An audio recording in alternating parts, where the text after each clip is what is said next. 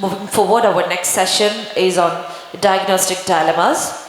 We invite on stage Dr. Ramesh Bhasi. He's a senior consultant and HOD rheumatology, Astra Babies Calicut, and Dr. Dentis Emmanuel, the consultant rheumatologist, Rajagiri Hospital, Kochi, for chairing the session.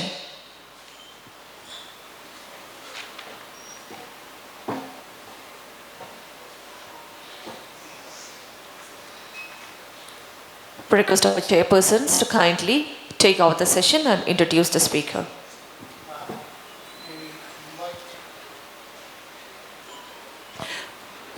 Pleased to invite Dr. Midun. He did his DM in clinical immunology from JIPMER. He is an MRCP UK in 2015 and FRCP in 2017. He is now working as assistant professor in the Department of Clinical Immunology, professor in the Department of Clinical Immunology and Rheumatology at Amrita Institute of Medical Science, Kochi. Now over to Midun. Thank you, sir. Good afternoon all. Today I'll be speaking on the topic seronegative arthritis. You all must have seen the prescriptions of written as seronegative arthritis and given methotrexate, hydroxychloroquine, deflazacort. What is this seronegative arthritis? This is basically a very loose term used to describe inflammatory condition, inflammatory arthritis without a positive rheumatoid factor or anti-CCP. The biggest trap in labeling a patient as seronegative arthritis is assuming it as seronegative rheumatoid arthritis or considering it as equivalent to seronegative spondyloarthritis. First, you must all should remember that the breadth of a seronegative arthritis, that is RF anti-CCP negative arthritis, is vast, and it includes other than spondyloarthritis or seronegative RA, it includes vasculitis, CTDs, crystal arthritis, rare autoinflammatory syndromes, even infections. Therefore, seronegative arthritis is not a diagnosis, it's just a starting point. And among these arthritis causing seronegative arthritis, you should differentiate between each other. Why? Because the treatment of each arthritis is different. For example, treatment of psoriatic arthritis is different from a treatment of crystal arthritis. And if you don't diagnose, then there will be a delay in starting the proper treatment. As you know that if you delay treatment, you can get damage in the joints. And some of these seronegative arthritis, they are basically CTDs, a systemic disease, and they can have extra-articular manifestations. And if you ignore that or miss that findings, it can lead to life-threatening complications. And it's also important to recognize non-inflammatory conditions which can mimic seronegative arthritis, like fibromyalgia, so that we should avoid over-treatment. And how will you evaluate a patient with seronegative arthritis? You stick to basics. First, confirm whether the patient has arthritis or not, either by clinical examination. Sometimes we need to do imaging. For example, deep joints like hip or sacroiliac joints, you need some imaging. First, confirm whether it is arthritis or not. And also see whether patient have associated any tenosynovitis, enthesitis, dactylitis, which I will be showing you in the further slides. And next step is to differentiate whether the patient has an inflammatory arthritis or non-inflammatory arthritis. If there is arthritis, you should know whether it's inflammatory. How will you differentiate? The most important feature is the presence of early morning stiffness of more than 30 minutes is very classical for inflammatory arthritis. And if CRP and ESR, the inflammatory markers, are high, which is also suggestive of an inflammatory condition. But that may not be always elevated in all inflammatory conditions. For like example is spondyloarthritis. And if systemic features are present, that also says that you are dealing with a systemic inflammatory condition. And next is the synovial fluid analysis. You may not need synovial fluid analysis in all patients, but for example, if patient presents with a knee arthritis and seronegative, you just taking a synovial fluid, you can see that the left side is turbid, means each patient is having a inflammatory synovial fluid, whereas the right one is a clear synovial fluid, transparent. You are dealing with a non-inflammatory likely. And then how will you further narrow down our diagnosis? We have to follow the pattern, how these different diseases follow different pattern. Therefore, if you recognize this pattern, that is pattern recognition, that is the basic core in evaluating seronegative arthritis. For a classical example is the axial spondyloarthritis, where the axial spine or the axial joints are involved, like ankylosing spondylitis. And second example is the asymmetrical joint involvement. Usually the classical symmetrical joint involvement we see in rheumatoid arthritis, whereas asymmetrical, especially oligoarticular joint involvement, we see in psoriatic arthritis, spondyloarthritis, and enteropathic arthritis. And in spondyloarthritis, if it is classically lower limb predominant, upper limb can be also involved. And symmetrical arthritis, polyarthritis, as I said, it's a rheumatoid arthritis, seronegative rheumatoid arthritis. Psoriatic arthritis. Psoriatic can have a varied presentation. It can have axial, it can have a oligoarticular, asymmetrical, it can have a polyarticular, RA-like involvement. And CTDs, most of the CTDs have a symmetrical polyarticular involvement. And if you have a systemic or multi-organ extra-articular features, then you are dealing with either vasculitis or a CTD. And to make this pattern recognition, that concept more clearer, we'll see one case. This is a 30-year-old lady. She presented with bilateral ankle joint pain and swelling of 2 weeks duration. Inflammatory markers are high. Here the scenario is that patient has bilateral ankle joint arthritis and very acute onset. The first differential should be a reactive arthritis, but in our patient there was no preceding history of infection, fever, no UTI, no diarrhea. Then what is the next possibility? The X-ray gives the clue to the diagnosis. Here what you can see is this is a bilateral hilar adenopathy. This is a classical case of acute sarcoidosis or Lofgren syndrome, which have a good prognosis. Only if you know that this acute sarcoidosis causes bilateral ankle joint arthritis and hilar adenopathy, then only you will take the X-ray. Whatever clinical examination you do, you may not able to find the hilar adenopathy.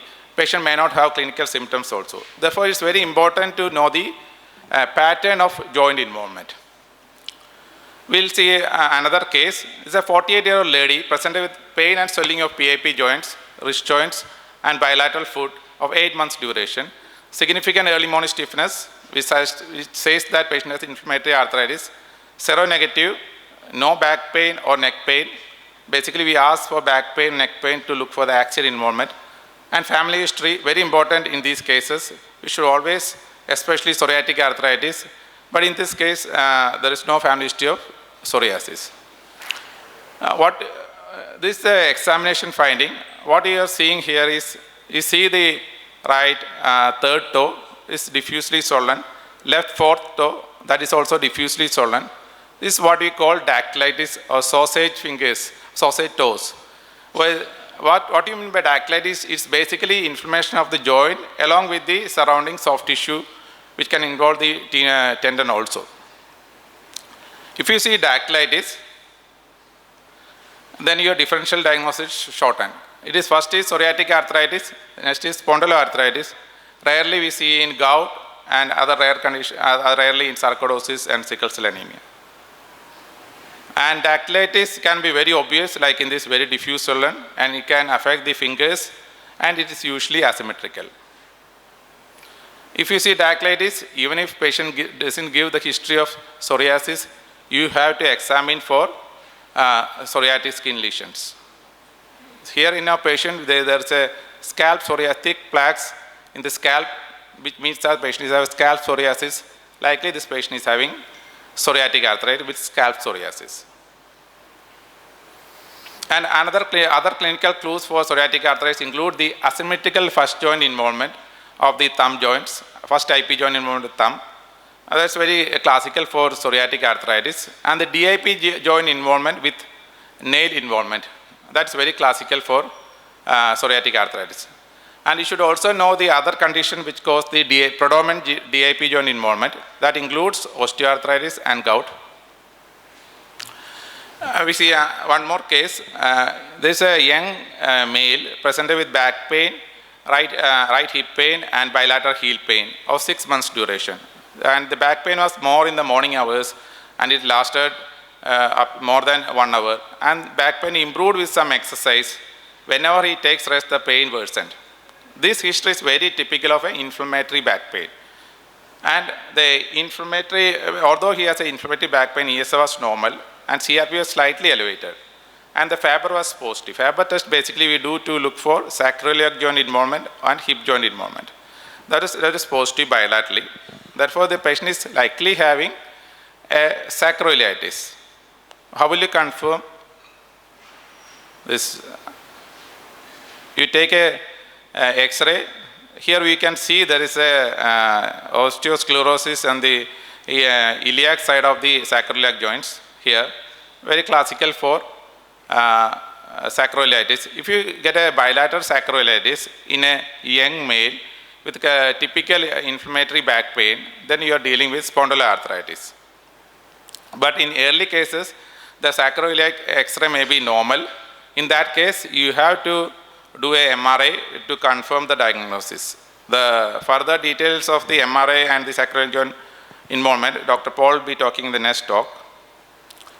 And another main feature of a spondyloarthritis is enthesitis. What is enthesitis? It's the inflammation of a ligament attachment or tendon attachment or a muscle attachment.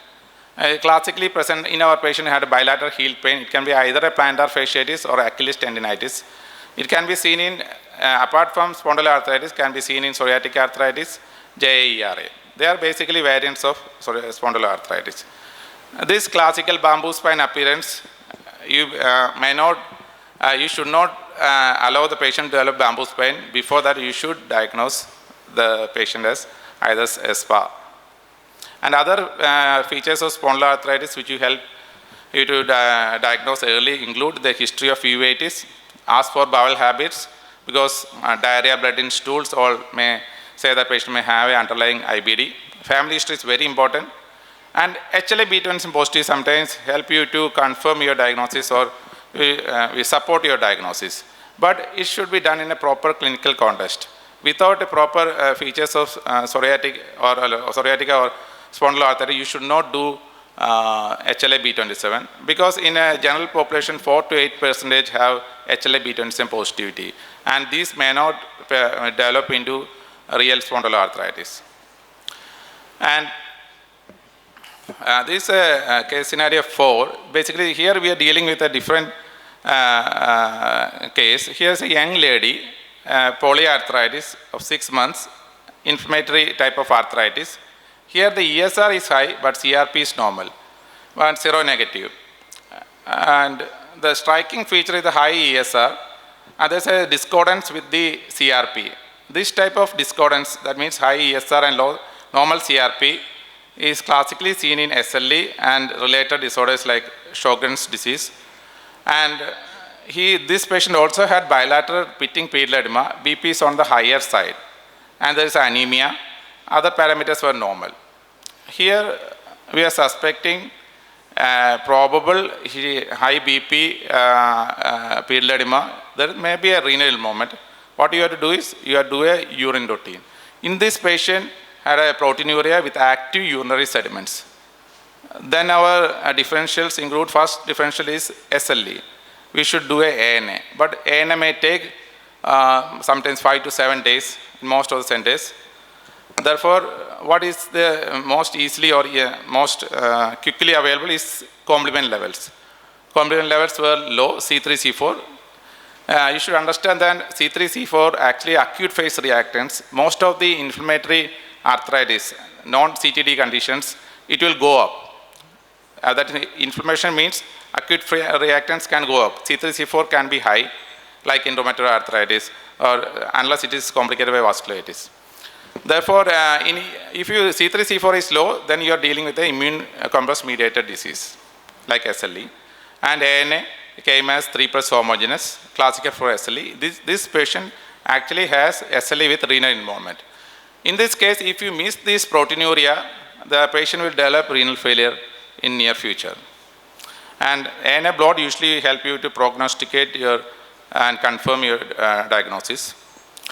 Therefore, in this patient, what gave the clue was the extra-articular features. It's very important in prognosis and deciding on the treatment. when you have to start treatment, not just for arthritis, we have to cover the renal involvement also. Therefore, always ask for systemic symptoms. There's a lot of things you have to see in the systemic examination. It's difficult to cover in this section, but most important, ask for systemic symptoms like fever. If patient has a fever, especially quotidian type of 1 or 2 spikes per day with evanescent rash, especially if preceded by a sore throat, you may be dealing with Still's disease. Skin is very important to look for psoriatic rash, malar rash, or ulcers. And basal curves, that's very important. Always auscultate your chest to see for the basal curves. Patient may have ILD. That applies to rheumatoid arthritis patients also. And basic examination like BP and pulse examination is important. Loss of pulse, asymmetry in BP can be classically seen in Takayasu arthritis. And infective endocarditis, very actually notorious mimicker of seronegative arthritis, especially short duration associated with systemic symptoms you should consider. pH, Shanai was telling, pH, if you miss pH, then we are pushing the patient to death. Renal involvement as in this patient, nerve involvement, and classically seen in vasculitis, SLE. I'll show you some of the clinical pictures.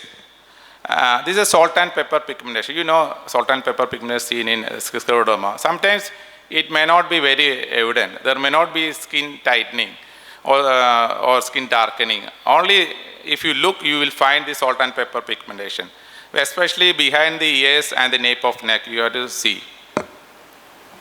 And another feature which will help you to get a clue to the diagnosis is the Raynaud's phenomenon. Raynaud's phenomenon, if a patient has a Raynaud's phenomenon arthritis, you are likely dealing with a connective tissue disorder like MCTD, scleroderma, or even SLE.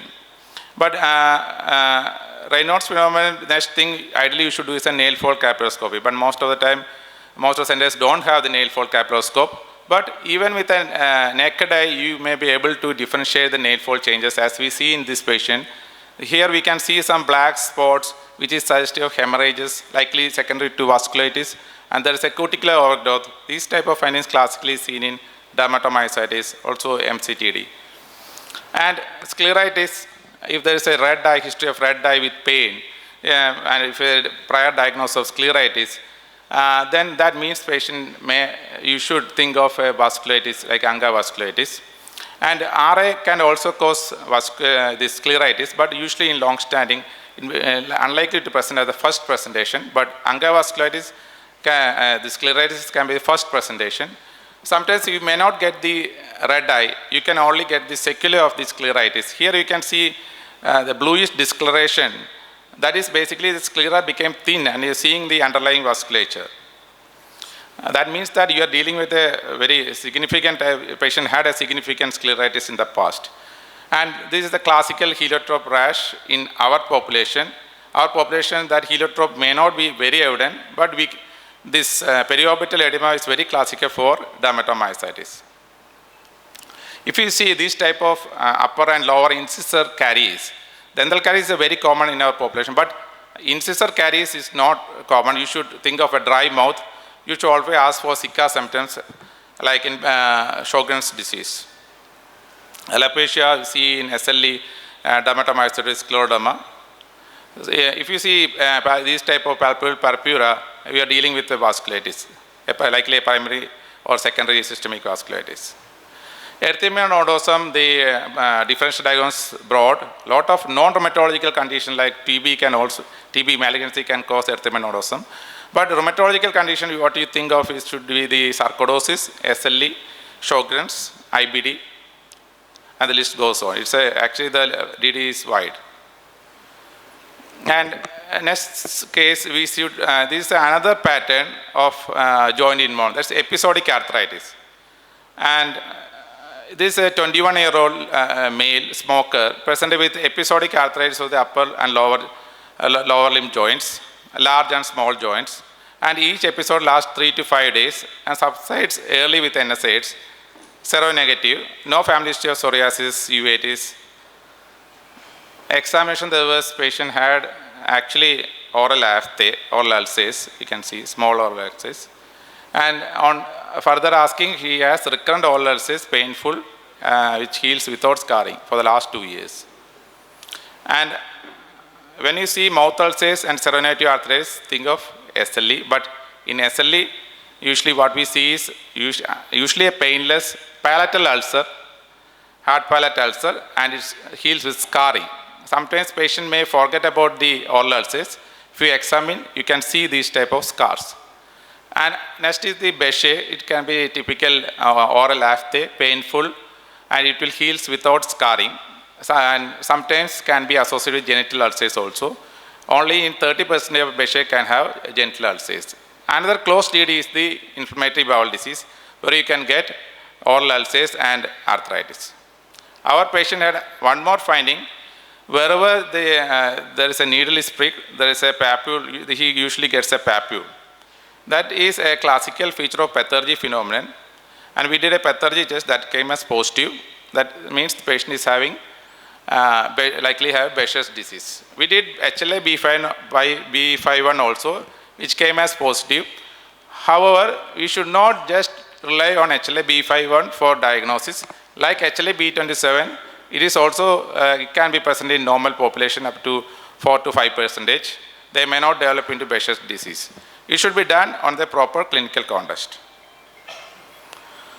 But when it's positive, along with this clinical context, it helps you to, it supports your diagnosis. And because in Bechet, there is no gold standard blood test to diagnose. Therefore, these things support your diagnosis. Next, we see some cases of arthritis in elderly patients. This is an elderly lady with a joint pain. Here also patient had episodic attacks, but she had some deformities, persistent deformities, and seronegative. ANA was some cytoplasmic positive. In elderly ladies, usually we don't consider it as very significant. And very unlikely that SLE present in elderly. And here also we can see that the cytoplasmic fluorescence is non-specific. The X-ray gives the clue. What you can see here is, see if you look closely, you can see this cartilage calcification. If you take the X-ray, this is the X-ray of the knee. Here also you can see the calcification on the cartilage. This is the classical feature of CPPD or chondrocalcinosis. Therefore, these two patients, the young male and this 80-year-old female, she had episodic arthritis. If you get an episodic arthritis, first thing you should consider is palindromic rheumatism. It's a variant of rheumatoid arthritis. It can be seropositive or seronegative like other RA. And second is crystal arthritis, gout, very classical. But gout classically, at least in the initial years, it affects the lower limb joints first, not the upper limb joints. And if you start with the upper limb joint, you are unlikely dealing with gout. And CPPD can also present episodic arthritis. Bechet's disease, when you get an episodic arthritis, ask about the history of oral ulcers. Psoriatic arthritis, spondyloarthritis can also present with episodic arthritis. And rare syndromes, autoinflammatory syndromes can also have episodic arthritis. We see another case in an elderly lady. Here the patient had a short duration history, myalgia and bilateral shoulder pain, difficulty in abducting the shoulders, with a significant early morning stiffness, and inflammatory markers were high. And the ultrasound of the bilateral shoulder joint showed subdeltoid bursitis and biceps tenosynovitis. And what's the diagnosis? It's a classical symptoms and findings in a polymyalgia rheumatica. Polymyalgia rheumatica presents in elderly, usually not elderly, more than 50 years, and classical symptoms include the shoulder pain and the pelvic girdle pain, hip pain. Therefore, in a elderly, if a patient presents shoulder pain or hip pain, consider this in your differential. As Ashwin was saying, the polymyalgia rheumatica can be associated with GCA. When you should suspect, if your patient is not responding to the usual prednisolone dose, like in PMR, usually we give 15 to 20 milligram of steroids. If a patient not responding, then you are not dealing with a simple PMR. Or a patient with very high inflammatory markers, other systemic symptoms, PET scan will be a very useful investigation in those patients. As Ashwin was telling you, here we can see the thoracic aorta lighten up. This is a case of PMR with giant cell arthritis. And the last case, here the patient had bilateral knee joint and bilateral wrist joint arthritis. However, seronegative, 69 and old lady. There is no psoriasis, nothing. Everything came as negative. This is the X-ray. X-ray, you can see there is a symmetrical joint space decrease, which means that the inflammation is also symmetrical. You are dealing with a symmetrical inflammatory arthritis. In the X-ray also you can see gestarticular osteopenia. There is a carpal bone crowding. There is also a radiocarpal space narrowing. Here, this is very classical for rheumatoid arthritis. This is actually seronegative rheumatoid arthritis. You should understand that 10% of the rheumatoid arthritis are seronegative.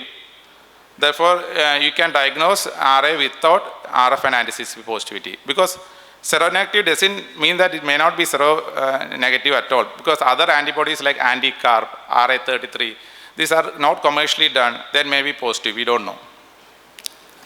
And don't forget about the paraneoplastic arthritis, especially the arthritis occurs in an elderly patient.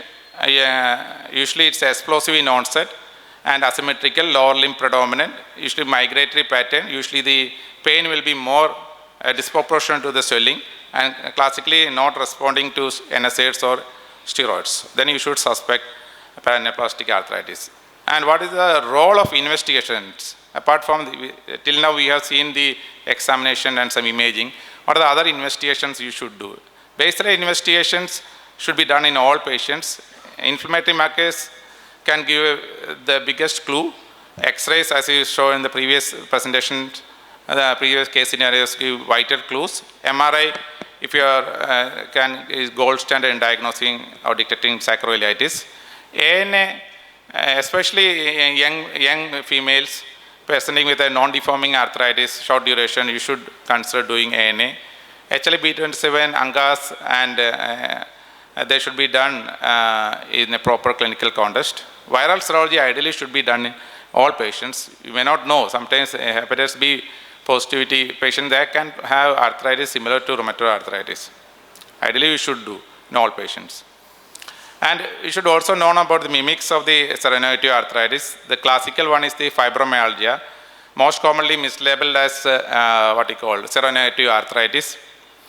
You know that this patient present with multiple joint pains, tender points, diffuse body swelling. However, the inflammatory markers are classically normal. And another differential of seronegative arthritis in a young male or female is the hypermobile joint syndrome. They can have just joint pains, but when you examine, there will be hyperlaxity of the joints. And diffuse idiopathic hyperostosis is a great mimicker of bamboo spine in ankylosing spondylitis. Classically, the sacroiliac joint is paired in dish. And don't forget the infections. Here, although the classical teaching is that usually infections have a monoarthritis, but in oligoarthritis also, you should suspect infection, especially in this patient actually had bilateral wrist joint arthritis and the left fourth finger swelling. You can also see some scar. It was a sinus formation. In the X-ray, we can see a destructive arthritis, and there is a wrist joint and the left middle phalanx of the fourth finger is also damaged or destructed. This type is a classical case of infection. In this patient, it was TB.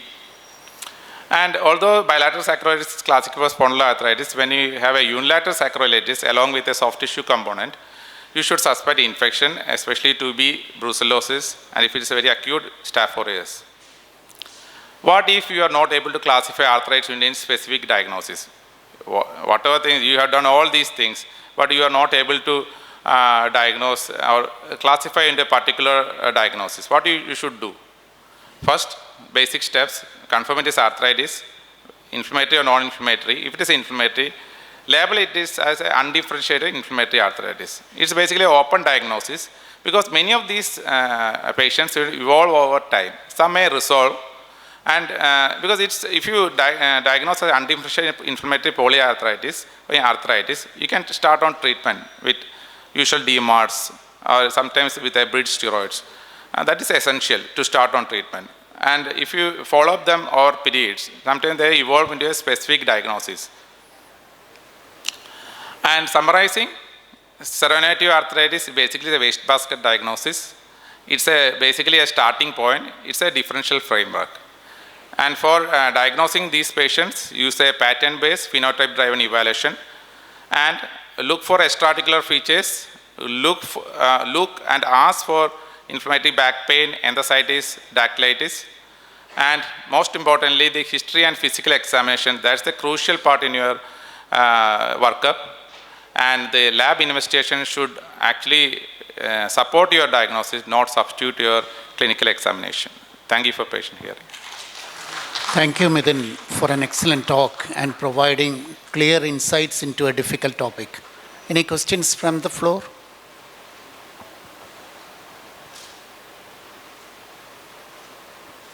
Any questions? No. Okay, thank you. We will move on to the next speaker.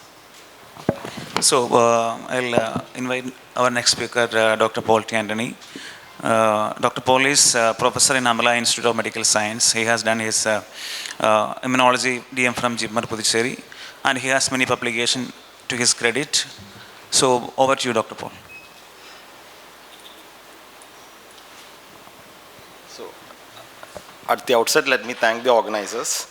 So I have only one disclosure because I have taken most of the presentation from this guy who was there yesterday. So if you have any doubts, you can ask Joe, don't ask me because I am not an expert in this.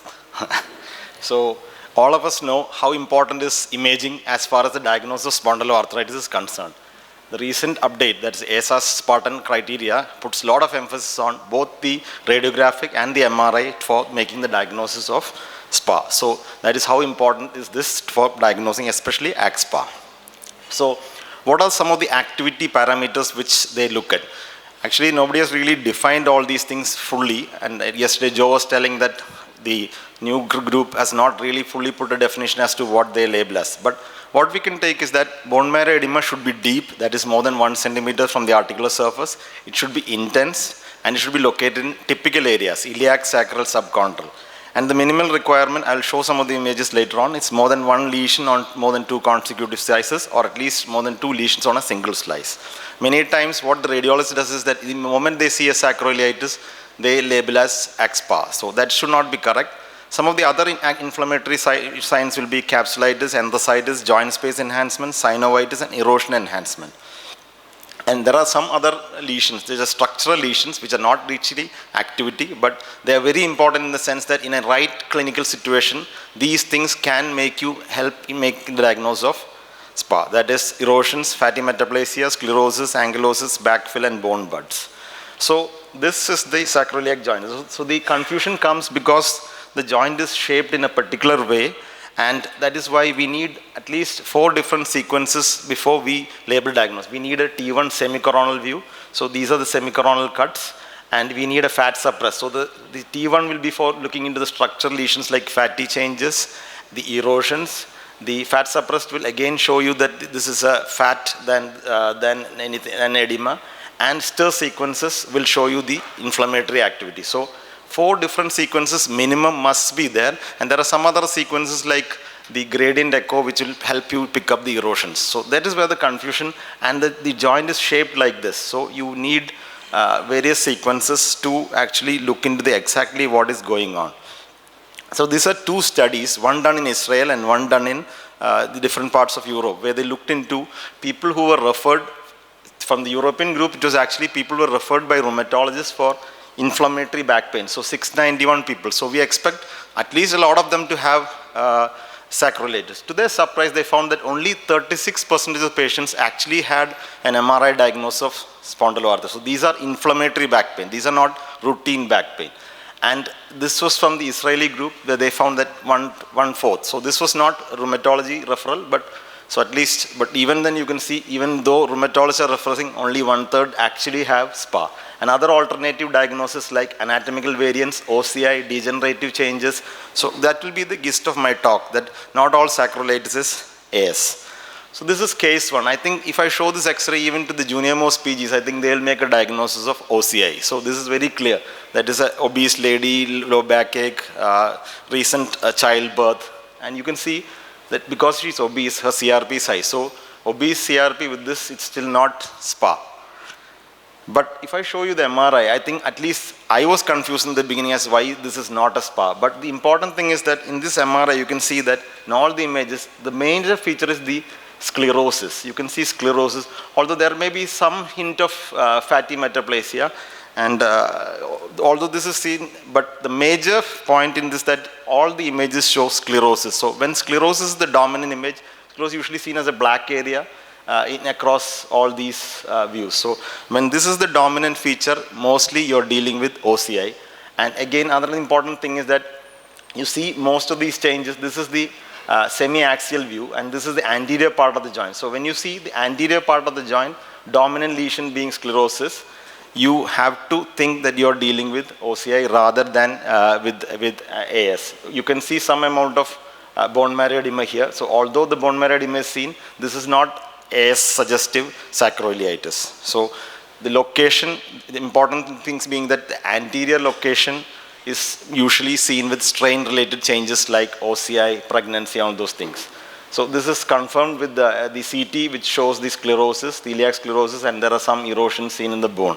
So some things which we have to take is that OCI can also have some degree of bone marrow edema, but the bone marrow edema seen in OCI is more of a linear kind of bone marrow edema than with your AS, where it's more deeper kind of edema which is seen.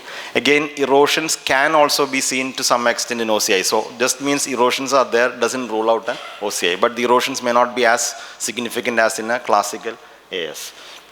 Pregnancy is also one situation. Pregnancy is almost like an OCI-like picture. You can see the sclerosis in the area, and there is some amount of bone marrow edema, but again you can see the anterior part of the joint is more affected than the posterior part, which is more characteristic of the strain-related changes. And you can see in this image, this is a 3 months postpartum. This lady again has sclerosis with some edema, and over the course of the next 9 months, the sclerosis has actually become very prominent. So it's actually pregnancy changes converting to OCI. So that may be some area which we have to really explain into. So this is strain-related sacroiliitis, De Winter's study which looked into people, runners, chronic back pain patients, health volunteers, and you can see that at least all these percentage of patients had actually bone marrow edema suspicious of SS, satisfying the SS criteria. So just because somebody has bone marrow edema, it doesn't mean that they are having ankylosing spondylitis. So one thing which we can take home is that deep bone marrow edema is most likely, deep where the edema is more than 1 centimeter's depth, would probably tell you that you're dealing with an AxSpA than with other conditions. Similarly, with military people also, at least many of them, even before joining the military, do have some, probably because of the training which they undergo. So some of the ways to differentiate would be that the strain-related bone marrow edema is usually shallow, whereas AxSpA is deep. Anterior middle sacrum or posterior lower ilium, I'll show the image. Multiple quadrants are involved in AxSpA. And usually there are no characteristic erosions in strain-related and no true fatty metaplasia. So you can see again the anterior part of the bone marrow edema is seen in this runner. This patient was a 30-year-old runner, and there is some erosions in this area, but that's not characteristic of the AxSpA.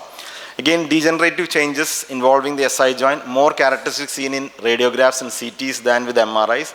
But if you are called on to deal with probably again sclerosis, which is more dominant, and you can also see some osteophytes in the superior part of the joint, which is also characteristic of degenerative. Again, CT. In these situations where the bone is the dominant area, you can probably see more CTs showing more characteristic changes. So usually this happens in 40-year patients, and those with scoliosis, transitional vertebra, other abnormalities which actually put the patient at a stress, which puts the joint there. Dish also shows newborn formation, and this is also characteristically seen better with CT than with MRI. So I think yesterday there was a discussion about synthetic CTs, where CTs are derived from MRIs, which may help us to do that. Midun was talking about asymmetrical sacroiliitis. So you can see that there's an asymmetrical sacroiliitis here, and there is a lot of soft tissue involvement, and there is an abscess formation here. So when you have asymmetrical, very hyperintense sacroiliitis, with a lot of soft tissue involvement, then you need to suspect whether you're dealing with an inflammatory sacroiliitis, an infective sacroiliitis, which would be more characteristic in this particular group. Gout and CPPD can also rarely affect the sacroiliac joint. The features are not very characteristic. I think that we would need very expert radiologists to pick it up. So you can have a radiolucent area in the bone marrow edema. You can see that there's extensive bone marrow edema, and there's a radiolucent area which was biopsied and found to show the gout crystals. CPPD can mimic an infective arthritis. So in this image, you can see there is unilateral. There is soft tissue involvement also seen.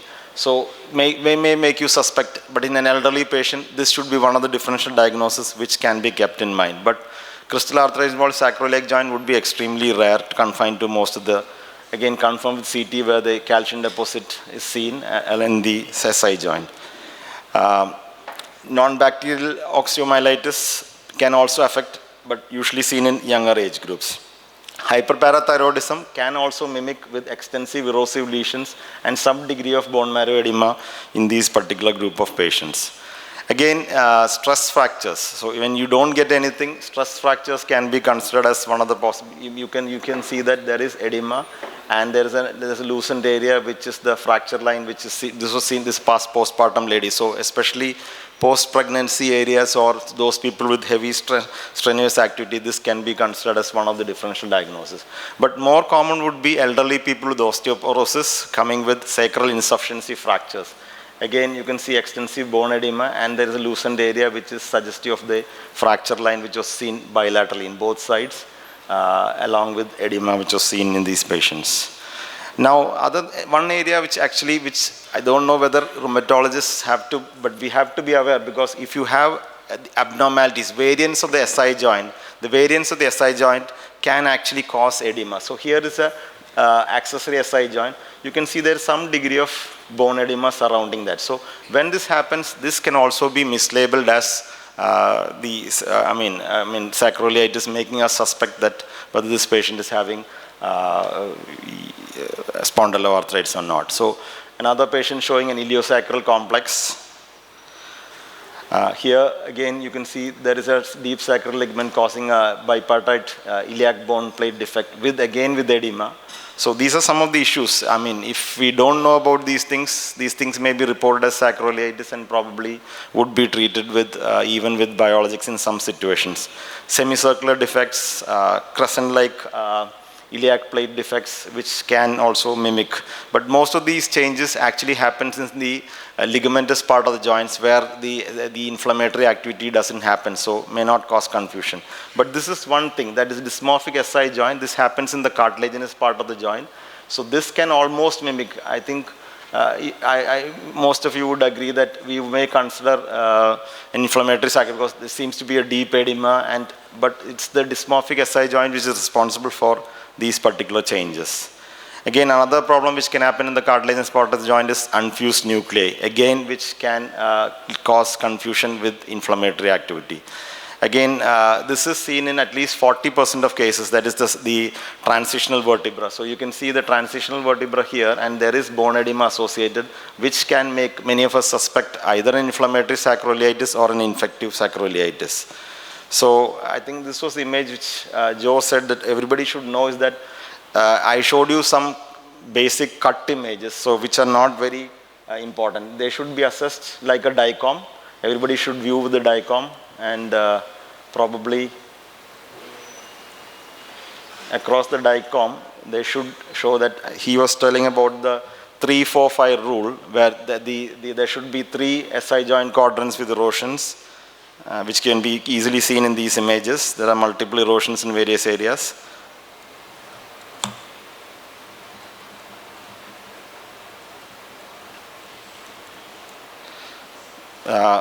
More than 4 SI joint quadrants with bone marrow edema should be seen, which you can well see. The edema can be seen in multiple quadrants. And lastly, 5 fatty metaplasias, because fatty metaplasia are quite more common, should be seen to be considered as significant to consider the possibility of an axial spondyloarthritis. Another thing is, I was talking about the most important thing should be to look at the posterior inferior ilium. and the anterior sacrum, because if you pick up edema in these areas, that usually suggests a strain, like heavy physical activity, degenerative changes, OCI, which will be confined to these areas which are not the classical sites for our spondyloarthritis. So if you pick up in these areas, probably think of other differential diagnosis. And at the end, I will say that yesterday, those missed the talk. This was what the take-home message is, what our guru said, that you need plain films, because he said that if you see some scoliosis or transitional vertebra or sacralization of vertebra, you will be helped in the beginning. The protocol, the 4 sequences should at least be seen. You need to look only at the DICOM. He will not, if you, we all of us send our images to him, he will not see unless it's a DICOM, and know where to look. And the talk was bone marrow edema is not spondyloarthritis. 3-4-5 rule which we showed, which was 3 erosions, 4 bone marrow edema, and 5 fatty metaplasias. Recognize the mimics like OCI, degenerative changes, heavy physical activity people. Think about the differentials. Think about the variance and the synthetic CT, which I think is the new thing which may help us in picking up spondyloarthritis much easier, and may eliminate the need for these kind of talks, which will make us much more, more definitive. So thank you for the patient listening, and I thank the organizers again for this opportunity. Thank you, Dr. Paul, for the nice and crisp and elaborate talk. So the floor is open for discussion. Any questions from the audience?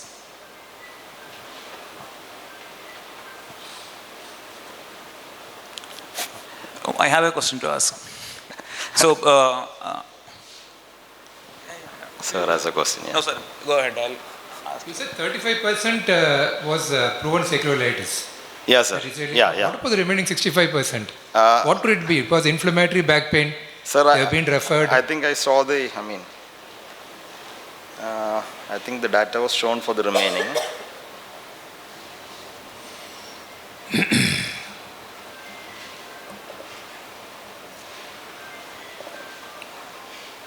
Yeah, 36% you said. Yes, sir. 41% had normal SI joint findings.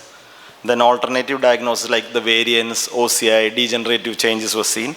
And there were people with degenerative spine changes which were responsible for the sacroiliite problems. But they were referred as inflammatory back pain. Inflammatory back pain. They were referred as inflammatory. Patients less than 40 years were referred as inflammatory back pain. What about non-radiographic SPA? Sir, a non-radiographic SPA should still show changes in the MRI. These were people with non-radiographic SPA because their X-rays didn't show any findings. These were basically non-radiographic SPAs. X-rays were normal. They had inflammatory back pain. They were all less than 40 years, referred for MRI. These are just the MRI findings of those groups. Yeah. So, Dr. Paul, when you suspect axial spondyloarthritis and if we see bone marrow edema, which can be seen in other non-SPA conditions, how much time will you give to take a second MRI, and in how many patients you have seen the patient progress from a suspicion to a proper axial spondyloarthritis? I have no experience with that. I think same question was asked to Joe. He was telling that follow the patient up clinically. Follow-up of MRI at a specific time, I don't know. I'm not very sure. Because of the clinical features which are not specific. They were telling that MRI is too sensitive. So it's unlikely that MRI doesn't show anything and your patient is symptomatic. It's more likely the other way around. The MRI shows something and your patient is asymptomatic. They're talking about HLA-B27 positive patients, family members, asymptomatic, were screened, and they found that 20% of them had sacroiliitis on MRI. But all of them were asymptomatic. So the other side, where the patient is symptomatic, MRI becomes normal, is at the moment I think impossible. Yeah, the confusion raises, like if you're seeing a patient, a postpartum lady, young female, they might be negative for all other investigations or findings. The clinical features may not be that much convincing for inflammatory or non-inflammatory. And in that case, we have to follow up, right? If the symptom they are persisting having a symptom, then we do the MRI. If asymptomatic, probably we'll leave it. But sometimes, as you said, the disease could be subclinical. And later, we are finding the patient in a stage, they have progressed, and the bony ankylosis has developed. So maybe in that scenario, it probably helps. Like, no, you do an MRI after 6 months or 1 year, even though they are asymptomatic and the patient is not, what happened with that bone marrow edema? Is it disappeared or structural changes appeared? I think pregnancy, there is some data that even after 4 to 5 years, 20% of people still continue to have the MRI images which was seen in the pregnancy period. Bone marrow edema? Yeah.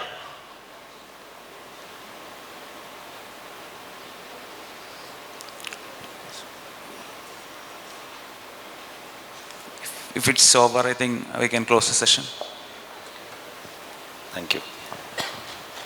We extend our sincere thanks to our chairpersons, Dr. Ramesh Bhasi and Dr. Dandis Emmanuel, for chairing the session.